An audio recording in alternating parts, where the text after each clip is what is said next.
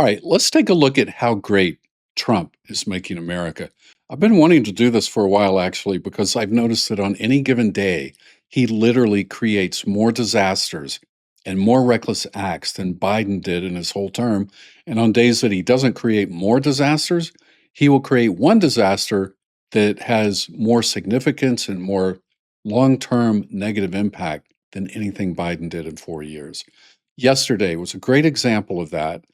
As I was looking around for a story to do, I found several, and it just seemed unfair to limit it to one when there were so many more that were really deserving.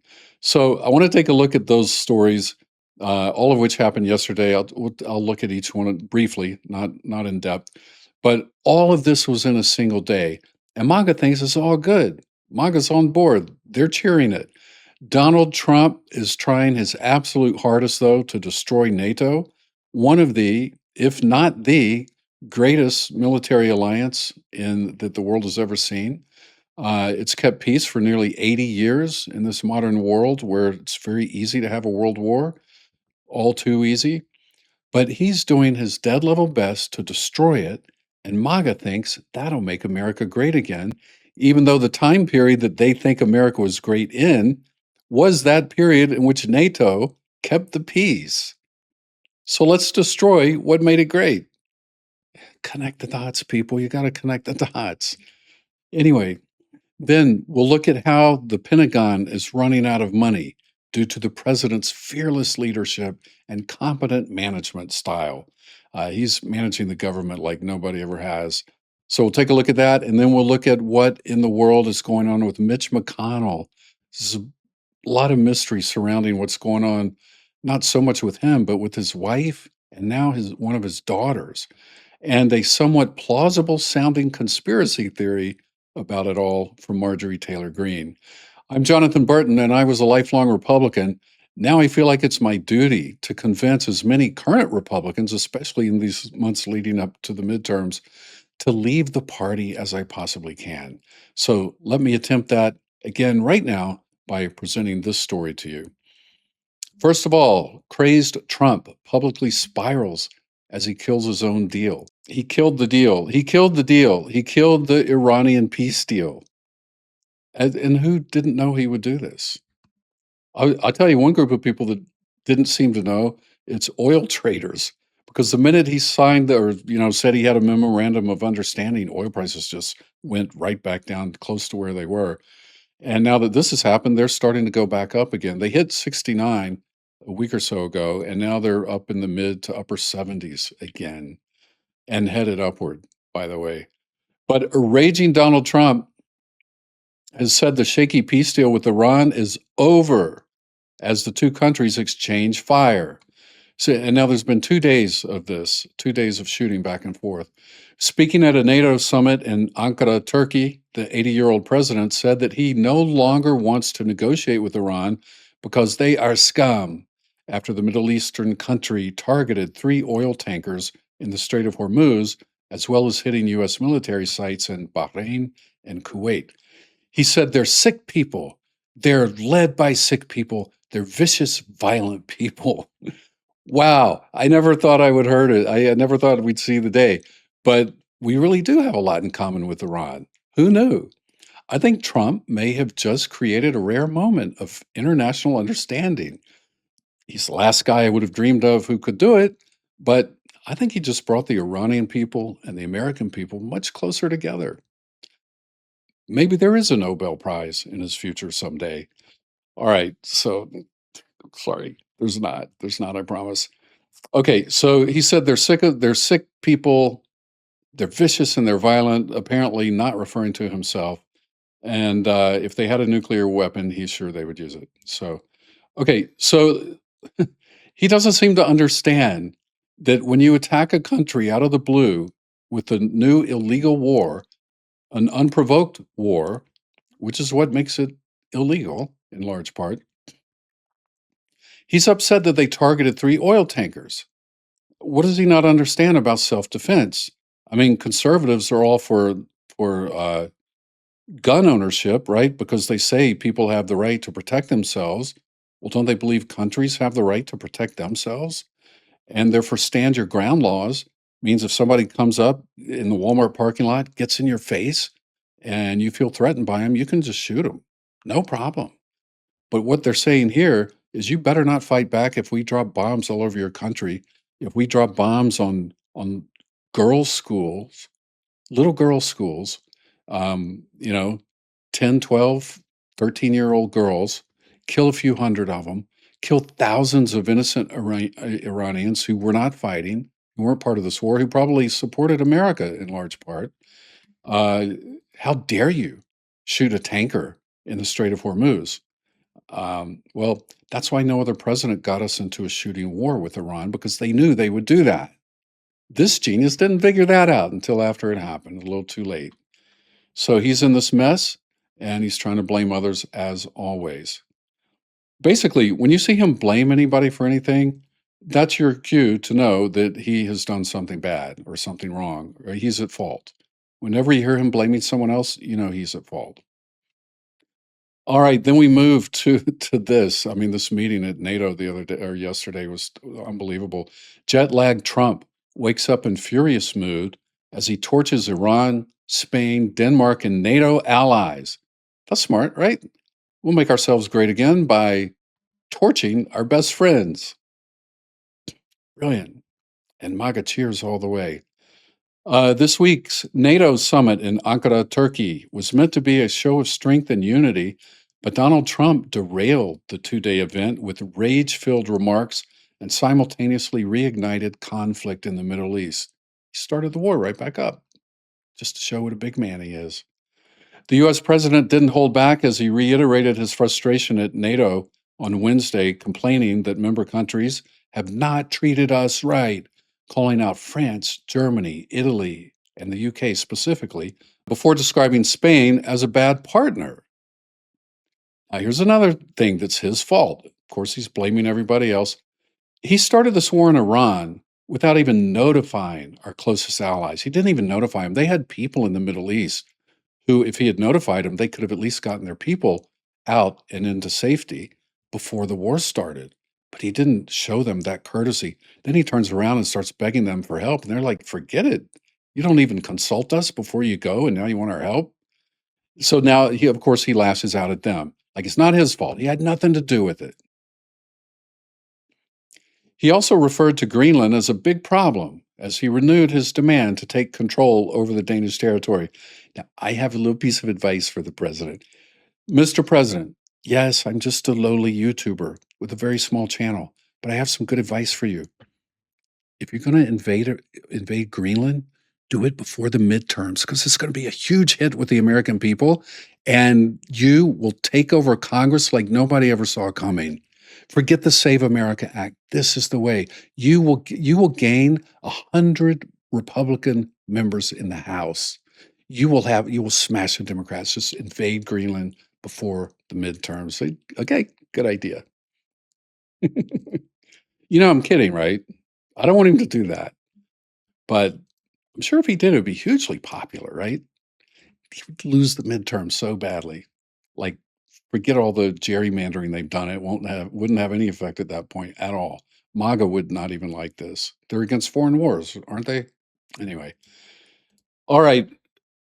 He's probably not going to invade Greenland because not only are we running out of ammo, we're running out of money.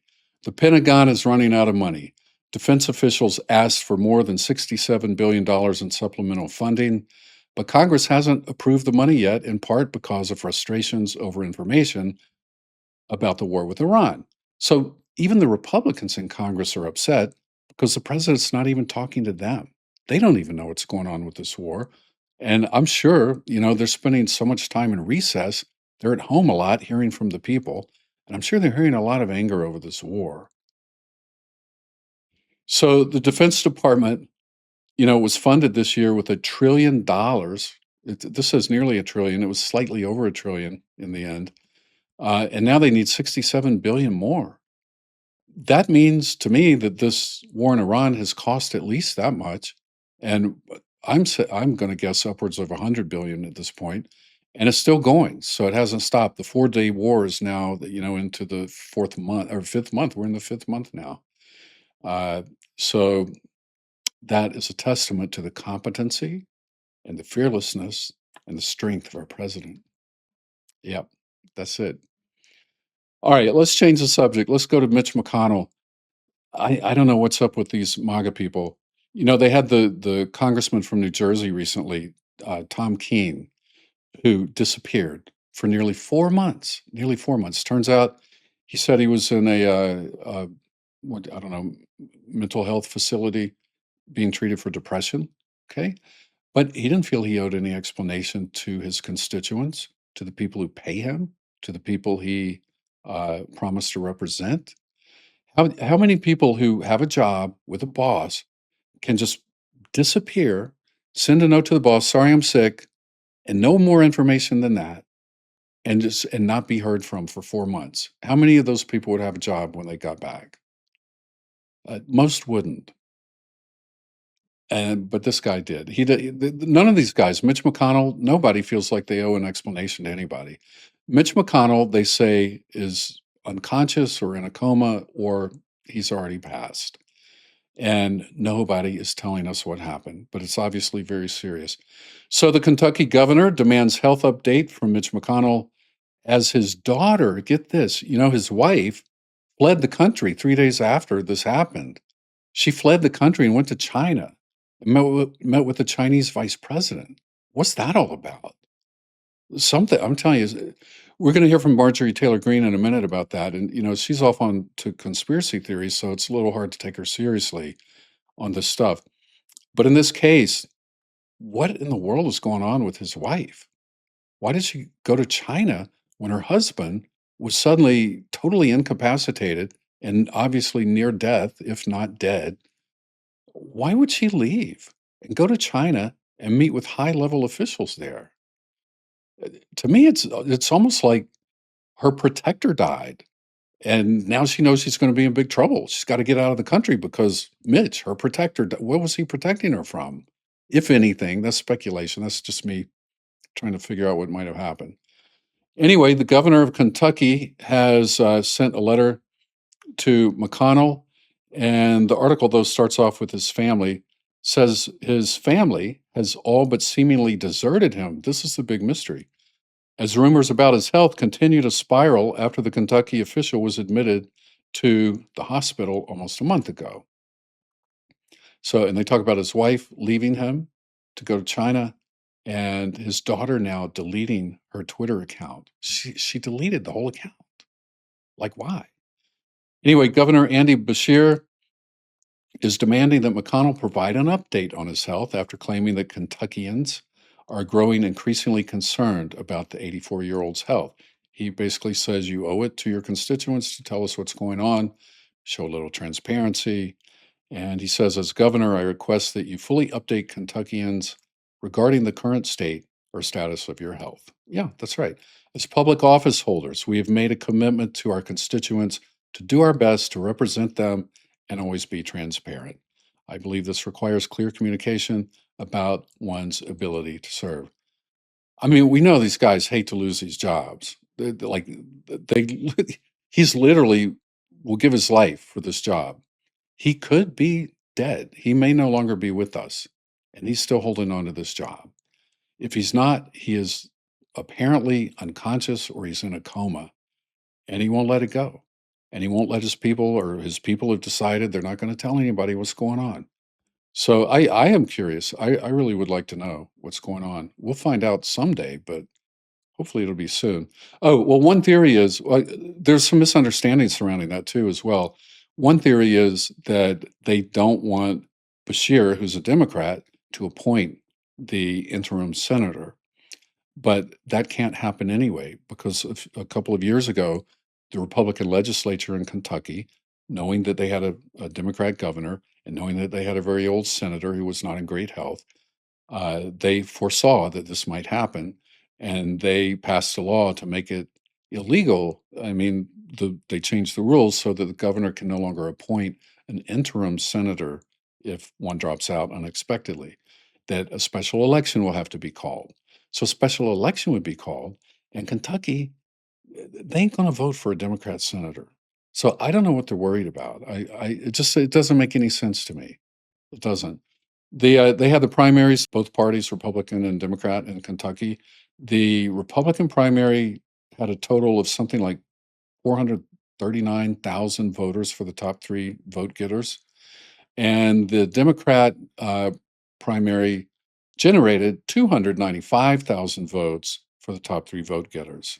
So that's the kind of odds you're looking at in Kentucky for a Democrat to win. I just don't see it. I mean, if nearly 500,000 people come out to vote for Republicans in the primaries and only 295,000 come out for the Democrats, how could a Democrat win in a state like that? So I don't think they have anything to worry about. Anyway, Marjorie Taylor Greene has accused Mitch McConnell's wife of being a Chinese spy. It's, I mean, look, I'm not going to promote anything for which we have no evidence, and that is purely speculation. She may have some insider knowledge that we don't know about. I don't know, but probably not.